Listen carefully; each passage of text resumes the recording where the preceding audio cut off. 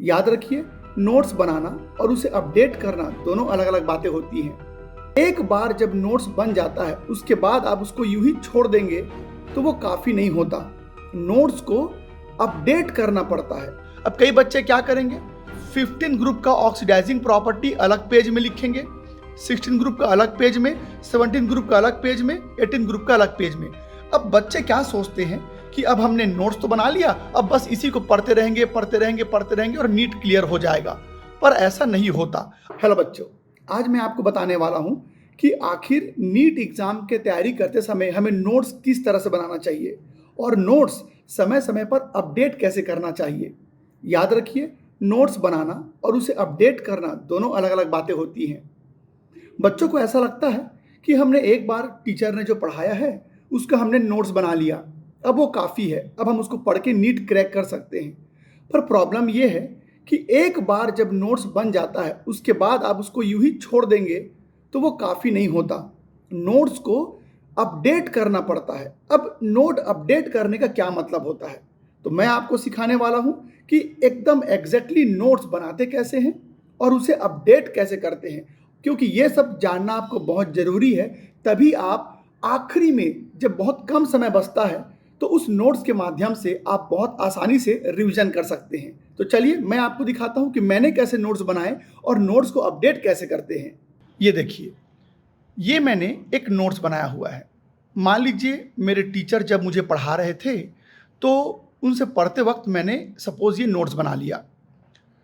अब नोट्स बनाते समय एक बहुत इंपॉर्टेंट चीज़ है जो बच्चे इस बात को ध्यान नहीं देते हैं। मैं अपना अनुभव आपको बता रहा हूँ और इस मेथड से मैंने बहुत सारे बच्चों को कम समय में नोट्स को याद करना भी सिखाया है। अब ये देखो, अब आपको यहाँ पर दिख रहा होगा ये जो नोट्स मैंने बनाए हैं, इसमें मैंने पहली बात तो ये कि मैंने बहुत छोटा छोटा लिखा है और बहुत सारा चीज़ मैंने एक ही पन्ने पर लिख दिया है। ये देखिए, इस नोट्स इस पेज को देखिए, यहाँ पर भी आपको बहुत सारी चीज़ें एकदम छोटे छोटे दिखाई दे रहे होंगे और मैंने बहुत सारा लिखा हुआ है। ये देखो, यहाँ पर भी मैंने बहुत सारी चीज़ें एक साथ लिखी हुई हैं। ये देखिए, यहाँ पर भी मैंने बहुत सारी चीज़ें एक साथ लिखी हैं। तो सबसे पहले तो आपको ये समझना पड़ेगा कि आप कोशिश करिए कि एक ही पेज में छोटा छोटा करके बहुत सारा लिख दें। इससे फ़ायदा क्या होता है देखिए, जब आप बड़े अक्षरों में लिखते हैं तो किसी टॉपिक को या किसी चीज़ को पूरा करने में आपको कई पेजेस की आवश्यकता पड़ेगी। आप एक छोटे से टॉपिक को 4-5 पेज में लिखोगे तो उससे होता ये है कि आपका दिमाग जो होगा उन 4-5 पेजेस में फंस जाएगा या फैल जाएगा। लेकिन जब आप बहुत सारी चीज़ों को एक साथ लिख देते हो तो एक ही समय में आपको बहुत सारी चीज़ें एक साथ दिखाई देने लगती हैं।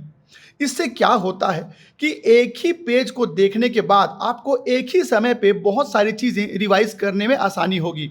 ये देखिए, जैसी केमिस्ट्री में 15 ग्रुप का मैंने यहाँ पर ऑक्सीडाइजिंग प्रॉपर्टी लिख दिया, 16 ग्रुप का लिख दिया, 17 ग्रुप का लिख दिया, 18 ग्रुप का लिख दिया। अब कई बच्चे क्या करेंगे, 15 ग्रुप का ऑक्सीडाइजिंग प्रॉपर्टी अलग पेज में लिखेंगे, 16 ग्रुप का अलग पेज में, 17 ग्रुप का अलग पेज में, 18 ग्रुप का अलग पेज में। पर मैंने 15, 16, 17 और 18 ग्रुप के बहुत सारे प्रॉपर्टीज एक साथ कंपेयर करके लिख दिए हैं। अब इससे क्या होगा, अब मुझे बिल्कुल परेशानी नहीं होगी। Oxidation state, catenation, ionisation energy, hydrides, मुझे एक साथ 4 ग्रुप के प्रॉपर्टीज एक साथ एक ही पेज पे दिखाई दे रहे हैं। तो जब आप बहुत सारी चीज़ों को छोटा छोटा करके एक साथ लिख देते हैं तो आपको रिवाइज करने में आसान होगा बेटा। आपको बहुत सारी चीज़ें एक साथ दिखाई देंगी तो जल्दी याद होता है। तो ये कम समय में जल्दी याद हो जाना और काफ़ी समय तक याद रहना, इस तरीके से करने पर आसान होता है। तो आप सबसे पहले नोट्स को कंप्रेस करके लिखना सीखिए। इसके बाद ये तो हो गया एक बार जो आपने नोट्स बना लिया। अब बच्चे क्या सोचते हैं कि अब हमने नोट्स तो बना लिया, अब बस इसी को पढ़ते रहेंगे पढ़ते रहेंगे पढ़ते रहेंगे और नीट क्लियर हो जाएगा, पर ऐसा नहीं होता। अब आपको मैं नोट्स अपडेट करना सिखाता हूँ। टीचर कई बार पढ़ाते पढ़ाते कई चीज़ों को नहीं बता पाता या उसे छूट जाता है या हो सकता है आप नहीं लिख पाए होंगे। तो अब आप क्या करोगे, अब आपने नोट्स बना लिया, कुछ दिनों के बाद इसी चैप्टर को आप एक बार किसी दूसरे पुस्तक से, एनसीईआरटी से या किसी दूसरे बुक से पढ़ने की कोशिश कीजिए।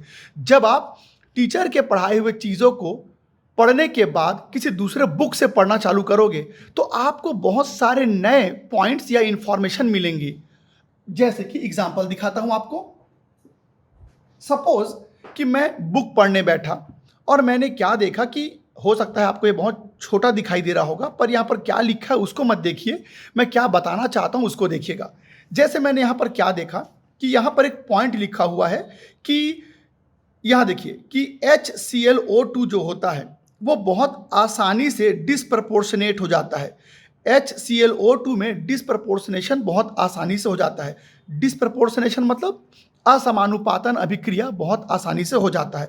अब मैंने क्या देखा कि ये पॉइंट तो हमारे सर ने हमको बताया ही नहीं था, तो मैंने क्या किया, तुरंत इस पॉइंट को उसी नोट्स में लिख लिया जो मैंने पहले से बना के रखा था। तो ये देखिए, ये है वो कंपाउंड, ये देखो ये है वो कंपाउंड। इसी कंपाउंड के बारे में मैंने पुस्तक में अभी अभी पढ़ा कि HClO2 आसानी से असमानुपातन अभिक्रिया करके वो दूसरे यौगिक में बदल जाता है। जैसे कि यहाँ पर HClO2 है तो बेटा ये असमानुपातन अभिक्रिया दर्शाएगा और ये बन जाएगा, इसको आप डिसप्रपोर्शनेट करेंगे तो ये क्या बन जाएगा, ये देखो Cl2 बन जाएगा और साथ में HCl बन जाएगा और H2O भी निकलेगा।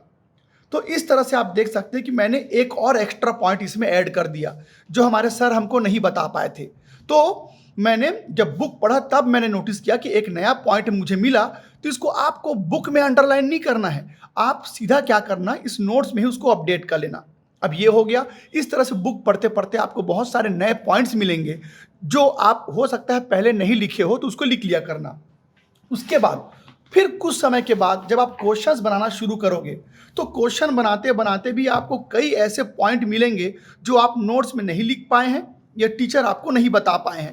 जैसे एग्जाम्पल के तौर पर, जैसे यहाँ पर मैंने क्वेश्चन देखा कि HClO, HClO2, HClO3, HClO4 इन सब में से सबसे कम या सबसे दुर्बल ऑक्सीकारक कौन होगा, सबसे दुर्बल ऑक्सीकारक कौन होगा।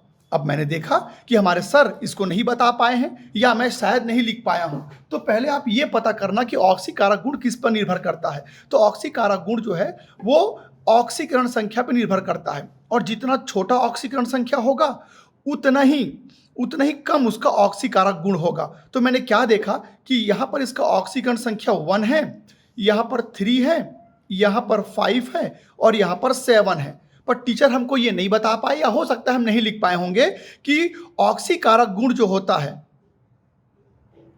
ऑक्सीकारक गुण जो होता है बेटा वो ऑक्सीकरण संख्या के समानुपाती होता है, वो ऑक्सीकरण संख्या के समानुपाती होता है। तो ये पॉइंट मैं नहीं लिख पाया था, तो क्वेश्चन बनाते बनाते मुझे एक नया पॉइंट मिल गया, उसको मैंने यहाँ पर लिख लिया। तो जब भी आप नया कोई चीज़ अपडेट करोगे तो कोशिश करना बेटा उसको अलग कलर में लिखो, क्योंकि एक बार तो आपने एक कलर यूज़ कर ही लिया है। जब आप कुछ दिनों के बाद दोबारा नोट्स को अपडेट करोगे तो कोशिश करना कि आप वहाँ पर कोई दूसरा कलर का पेन यूज़ करें। फिर कुछ समय बाद जब उसको अपडेट करोगे फिर कोई दूसरे कलर का पेन यूज़ करो, तो आपको याद रहेगा कि आप अपडेट करते चले गए हो। और यकीन मानिए इस तरह से जब आप करते जाओगे तो जब एग्ज़ाम के लिए 1 से 1.5 महीना जब बचेगा, उस समय जब आप इस नोट्स को देखोगे और रिवीजन करोगे तो फिर और कुछ भी नहीं करना होगा, सीधा सीधा यूँ समझ लीजिए इसी नोट से आपका सब कुछ हो जाएगा। तो उम्मीद करता हूँ बच्चों कि आप लोगों को नोट्स कैसे बनाते हैं ये समझ में आ गया होगा। अभी तो मैंने एक जनरल कहना चाहिए कॉन्सेप्ट बताया कि नोट्स कैसे बनाते हैं। आगे चल के मैं आपको चैप्टर वाइज नोट्स बनाना सिखाऊंगा, यानी कि फिजिकल केमिस्ट्री में नोट्स कैसे बनाते हैं, इनऑर्गेनिक में नोट्स कैसे बनाते हैं, ऑर्गेनिक में नोट्स कैसे बनाते हैं। हालांकि मेरे पढ़ाते पढ़ाते आप अपने से नोट्स बना लीजिएगा, फिर जो भी मैं एक्स्ट्रा बताऊंगा उसको आप अपने नोट्स में ऐड कर लीजिएगा और देखिए आखिरी में आपका यही नोट्स बहुत काम आने वाला है। और एक समय ऐसा आएगा कि आपकी तैयारी इतनी मजबूत हो जाएगी कि आप बहुत आराम से नीट क्रैक कर जाएंगे। तो चलिए बच्चों, ऐसे ही इंपॉर्टेंट वीडियोस आपके सामने लेकर के आता रहूंगा। तब तक अपनी तैयारी करते रहिए। Take care, bye bye.